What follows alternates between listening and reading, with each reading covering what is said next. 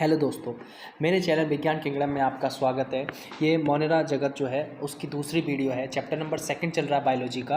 11th की biology explain कर रहा हूँ मैं, और ये इसका सेकंड पार्ट है। यानी कि मैं इससे रिलेटेड एक वीडियो और बना चुका हूँ जो कि मोनेरा जगत से रिलेटेड है, जीवाणुओं की दुनिया। उससे रिलेटेड मैं ऑलरेडी एक वीडियो बना चुका हूँ, आप देख सकते हैं। उसका लिंक डिस्क्रिप्शन में मैं अवेलेबल कर दूँगा। चलिए इस चैप्टर की मैं आगे शुरुआत करते हैं।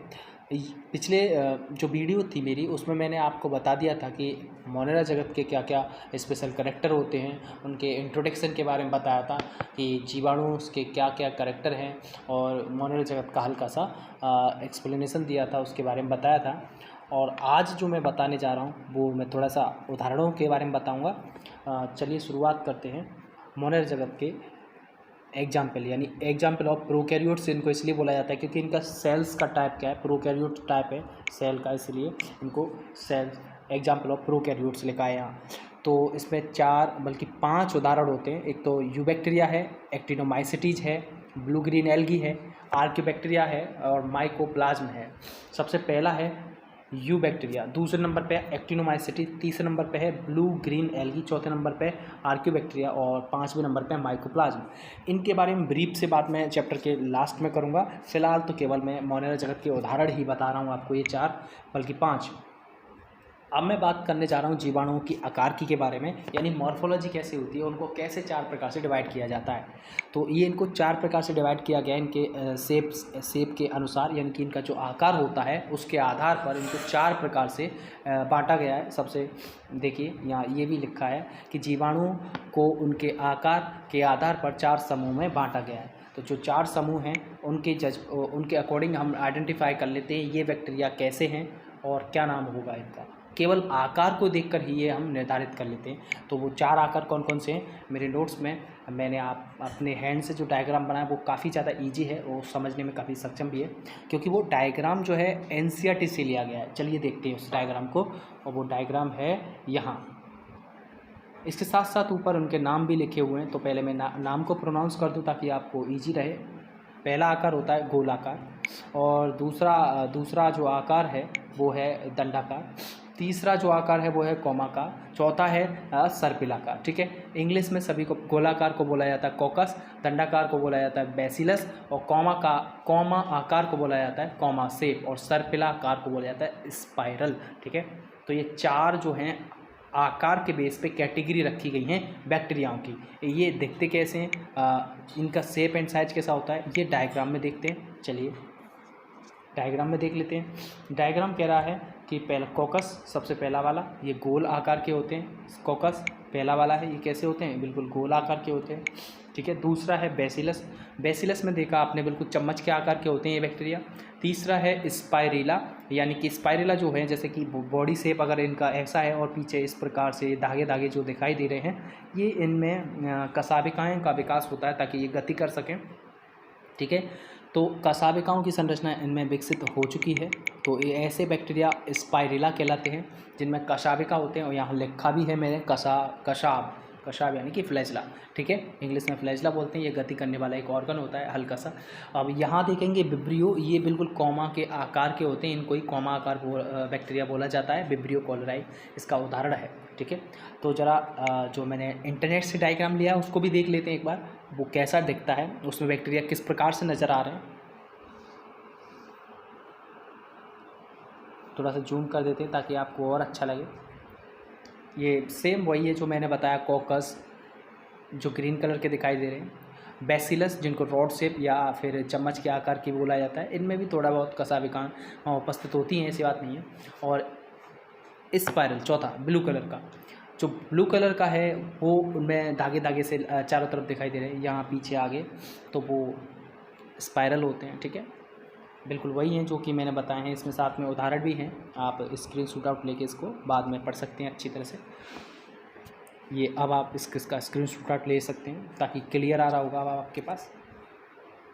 ठीक है, चलिए अब आगे बढ़ते हैं और जानकारी कलेक्ट करते हैं मोनेरा जगत से जुड़ी हुई।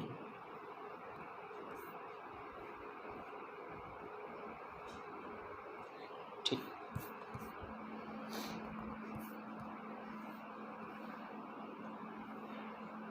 स्ट्रक्चर ऑफ बैक्टीरिया के बारे में एक बार मैं बात कर लूँ, ताकि आपको जो पढ़ रहे हैं हम उसके बारे में नॉलेज होना सबसे ज़्यादा ज़रूरी है।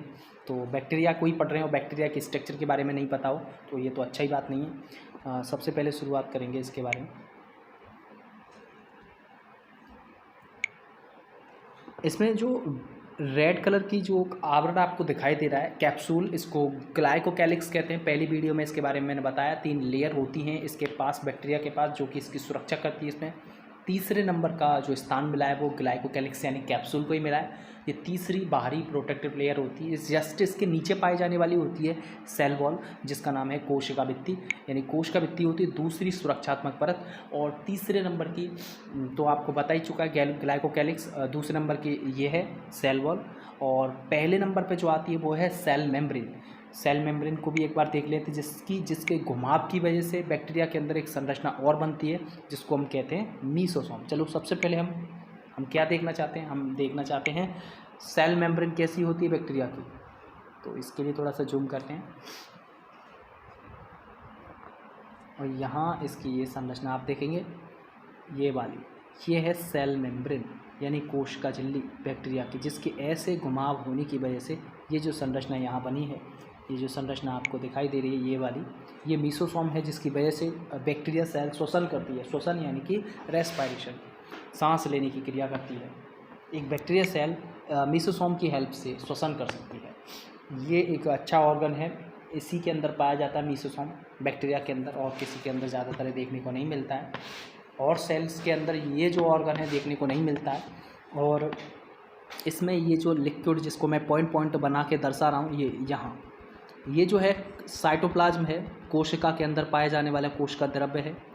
ये बैक्टीरिया सेल के अंदर भी है, तो यहाँ इसके लिए लिखा गया है साइटोप्लाज्म। ठीक है, अब साइटोप्लाज्म के बाद जो सबसे ज़्यादा इम्पोर्टेंट पॉइंट है वो है आभासी केंद्रक वाला, इंसिपिडेंट न्यूक्लियस।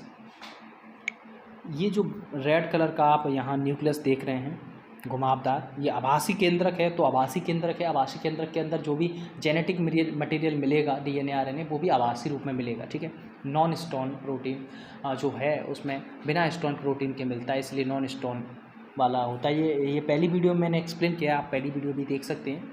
ठीक है,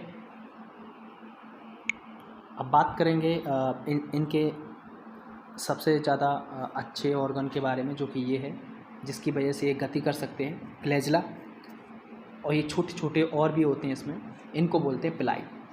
एकमात्र बैक्टीरिया में ही इनको पिलाई बोला जाता है, बाकी किसी में नहीं बोला जाता, क्योंकि बाकी और सभी में इनको,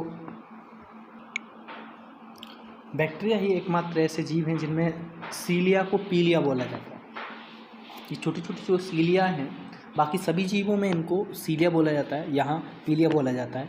ठीक है, बिल्कुल रसांकुर छोटे छोटे होते हैं। ठीक है, तो ये तो बात हो गई एक बैक्टीरिया की स्ट्रक्चर के बारे में। इंटरनेट से लिया गया जो डायग्राम है उसको भी आप एक नज़र देख सकते हैं और उनका फ़ोटो भी क्लिक कर सकते हैं। उसमें कलर दिखाया गया है बाकायदा, अच्छा लग रहा है डायग्राम।